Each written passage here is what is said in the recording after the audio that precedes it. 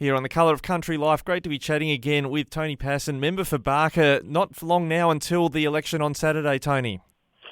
No, not long at all, Ricky. Still a lot to do as we get ready for polling day, though. Yeah, there certainly is. I know know what it's like, but there's been some important announcements that you've made along the campaign. Just want to revisit those in probably what might likely be our last chat before polling day. Starting off with the Kingston Childcare Centre, just remind us what you've announced during this campaign there. Well, it's been a very long campaign. Myself and the local community have been seeking to address what has been a deficiency with childcare services at Kingston for what feels like a decade, but of course it's about 3 or 4 years.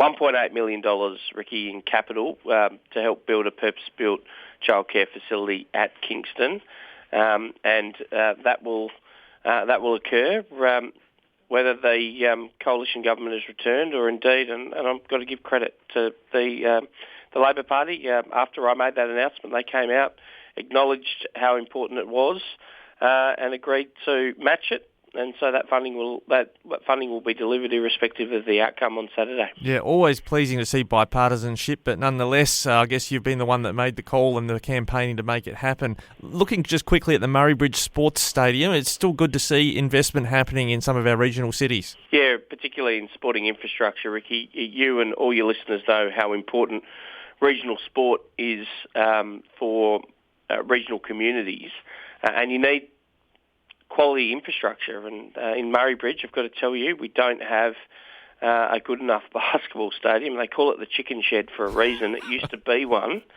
It's an embarrassment, and we've been working for a very long time to work towards a more state-of-the-art, or at least a more functional facility. $3 million committed by our government, should we be re-elected on Saturday. That will take our overall commitment to that stadium to date to $5 million. It will be a significant facility and one that the people of Murray Bridge can be proud of. Multi-sport, of course, and a long way from, as I said, the chicken shed that they. I'm not sure whether they proudly refer to it as that, but certainly teams that come and play at Murray Bridge often comment about having to play basketball in a chicken shed. Yeah, well, talking with parents involved in coaching myself, it's so important for teenagers, for their mental health and physical health as well, that they continue to participate in sport, and sometimes the quality of facilities is a big determinant on that front. Absolutely, and it's also about an acknowledgement that young people living in the regions shouldn't simply accept second-grade facilities relative to those living in metropolitan settings. I mean, the reality is this stadium, once it's built, like lots of the other sporting infrastructure around Barker, including the soccer pitch at Newry that you're close to, Ricky, would be perfectly suited in any of the suburban areas of Adelaide, and that's what we need. Young people living in the regions need to expect the same sort of facilities as you would expect in a capital city like Adelaide, and it's something that I certainly push towards.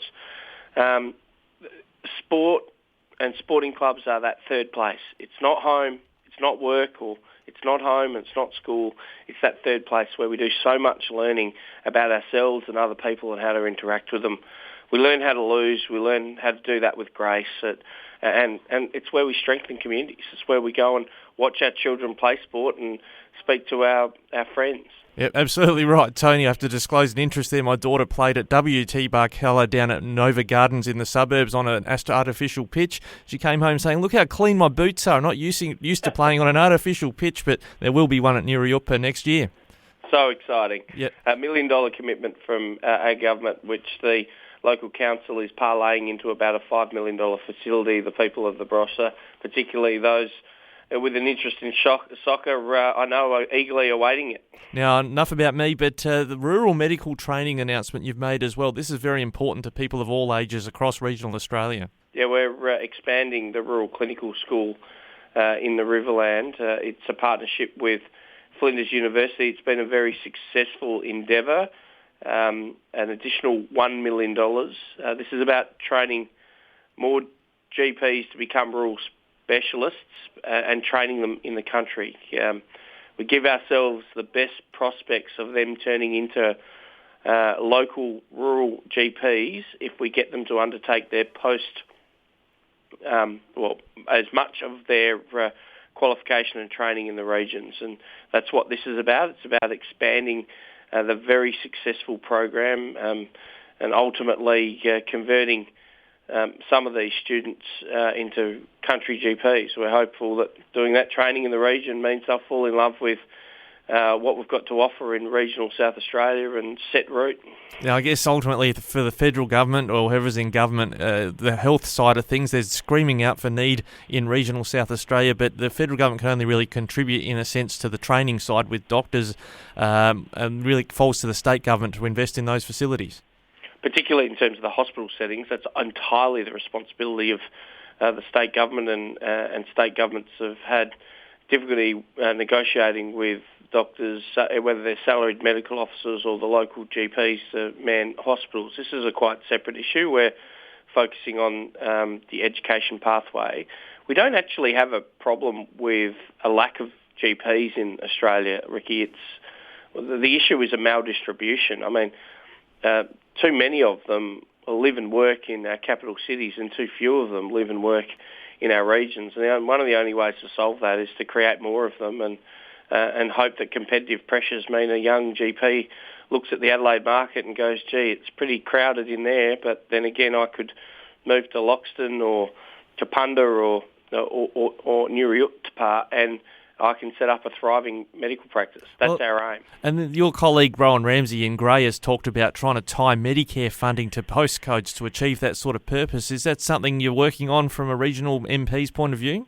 I'm certainly a fan of it. It's probably the nuclear solution, to be honest. The AMA doesn't like it for obvious reasons, but unfortunately, once upon a time, young medical graduates thought it was their duty, having been educated in part paid for by the state, to move to the regions and support regional communities before ultimately many of them gravitating to the cities. But nowadays students don't feel that sense of duty anymore, and so one of the things we might have to do is consider saying to fully qualified doctors, well, you can have a GP provider number, which means you can bill Medicare, but you can only do that in these distinct postcodes for a number of years. That will force people out into the regions. As I said, it's a nuclear option. It's one I like, but I've got to say, if we can do it in a less intrusive way, always looking for government to be less intrusive, not more intrusive, Ricky, that would be better too. Well, you've been willing to explore your own sort of bombshell initiative on mobile phone towers. You've talked with us before about having the federal government pay for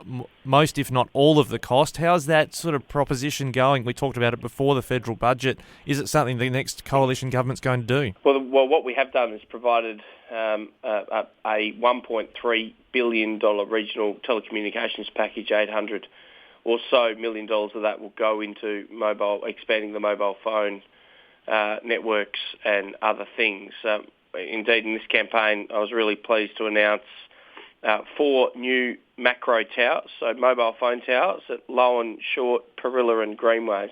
We've got to keep doing that, and in those cases, we're looking at meeting almost all of the cost of developing those facilities. So I think the reality is, despite us wanting to, seek to leverage as much capital out of the telcos as possible, the reality is we're now at the point where, unless we contribute the overwhelming majority of the capital, that these additional phone towers won't be built. And I want to keep building them because your listeners, Ricky, should be able to make a phone call from the paddock and for no other reason but for safety. But of course there are hundreds of other reasons, economic and social. But taking that approach with the towers, if that's an essential infrastructure when it comes to telecommunications, surely health is an essential part of infrastructure as well, in the sense of Medicare funding from the federal government to get the doctors in the regions. Well, the Medicare funding is there.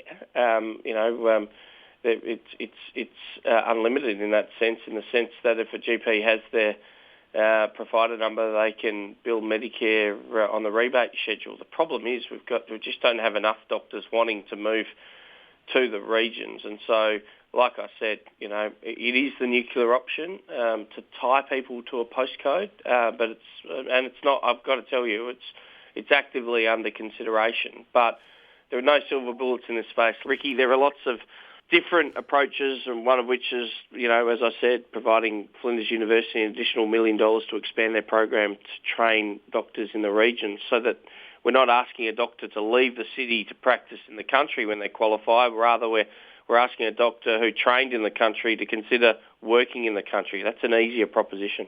Well, we're fast running out of time before the 21 May polling day, Tony. All the best on that day. We look forward to talking to you on election night. Oh, thank you, Ricky, and I'm keen to have a chat, and I'm very keen to present my portfolio of work and undergo the performance review that is the election on the 21st of May.